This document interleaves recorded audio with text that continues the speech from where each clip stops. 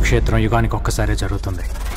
ధర్మం వైపు నిలబడాలో అధర్మం వైపు నిలబడాలో నిర్ణయం అప్పుడే తీసుకోవాలి.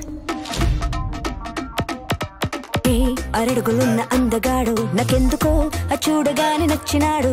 అయినా గుడికి వచ్చి తిరగాల్సిన నా చుట్టూ కాదు, దేవుడి చుట్టూ.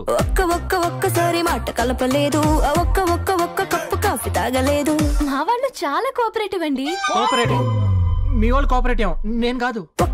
ఒక్క సెల్ఫీ తీసుకోనలేదు. అరియటేపు బిల్లాడు చెట్టంత కుర్రాడు. వాళ్ళ సమస్యలు తీర్చాలంటే నాకు ఏదైనా పదవి ఉండాలి కదా. పదవుండి చేస్తే పనిమంతుడు అంటారు, లేకుండా చేస్తే శ్రీమంతుడు అంటారు.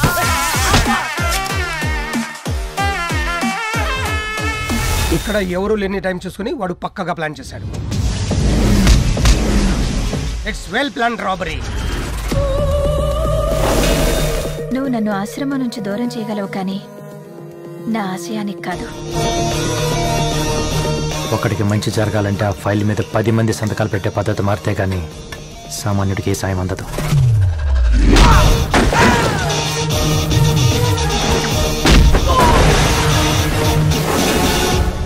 వాడు దొరికేదాకా నేను ఎవరిని వదలను, నీతో సహా.